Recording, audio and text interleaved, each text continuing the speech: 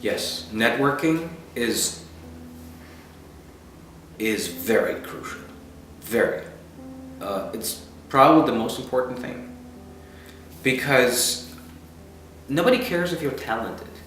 Nobody cares if you are such and such. You need to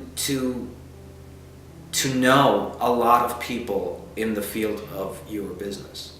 In the field, if you're an actor, know a lot of actors, know a lot of directors, know a lot of casting directors, because they are the ones who are going to hire you.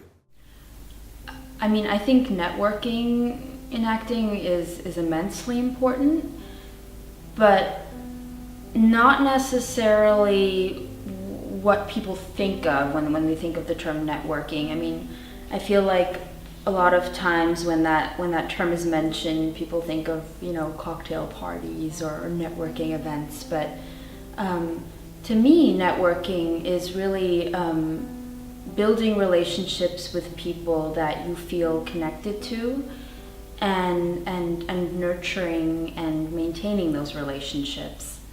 You know, whether that means when you meet someone, for example, and you feel like, you know, creatively there's a connection, you know, going to see that person's play, or getting coffee with that person and seeing whether, you know, there's a possibility for collaborating on something. I think half of my jobs I just got because I met someone on set, or I met the director at a festival and they liked me, we kept in touch, became friends, and they booked me. That's just simply how you book jobs. Depends on the actor and where you are in your career. I think nowadays, especially when you're just starting out, you might actually be better off not having representation at first, or maybe just a manager or just an agent, because it gives you more freedom to build your own brand. And like I mentioned earlier, you know, nowadays you can create your own work. And I think sometimes what happens when you have an agent or a manager is that you might end up doing work that doesn't really speak to you because you feel like you have to, because they got it for you.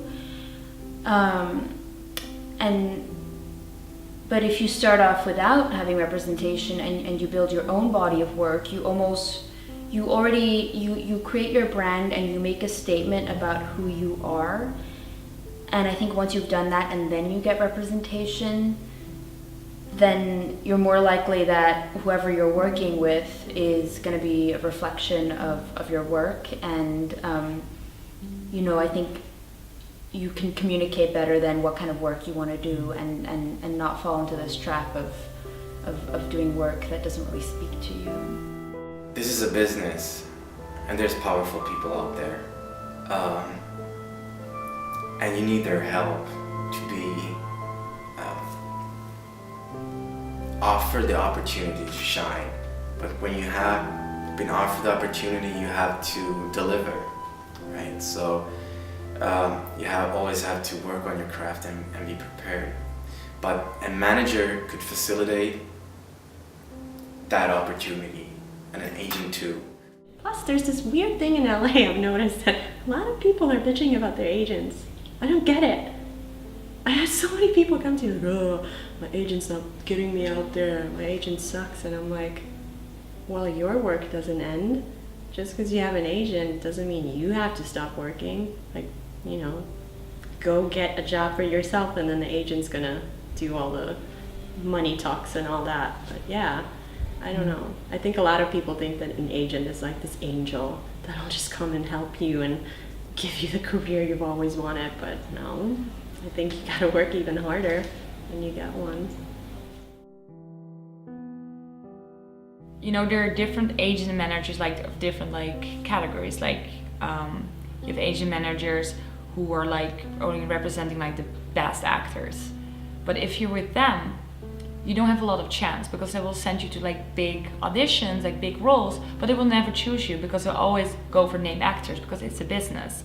Because if Leonardo DiCaprio is attached to a project, everyone's gonna watch it because of Leonardo DiCaprio. And if it says Kathinka, like they don't know who I am, So that's taking a while, So the best thing to do is to look at your resume. Like, what's my next step? For example, for me, it's like a guest star at a television series.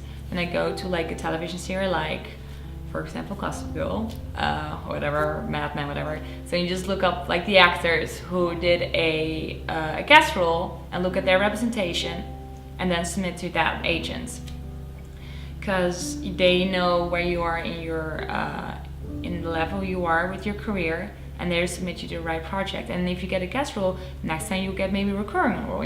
Like it's a step-by-step process. Again, go to festivals, meet people, talk to them, ask them directly. And then also, like, have your friends got agents? Can you ask your friends? Can you talk to them? Can you recommend me that agent, and then use them as a referral? Let's be honest. If you are beautiful, if they want to fuck you, if I may be so blunt, because it is like that. They're really attracted to you. It's not about, oh my god, that guy was like really good. No, it's because you look good, you have a good body, and if it's a female or a male, doesn't matter. Attraction plays a lot into it. Well, I wish there was one golden rule, because then everyone would have an agent, wouldn't they? I think it's different for everybody. I mean, you can do the submissions, but you can also meet one. I guess there's so many different ways. You can do workshops, you can network, you can have referrals. There's so many different ways, so I don't think any actor out there has the same story.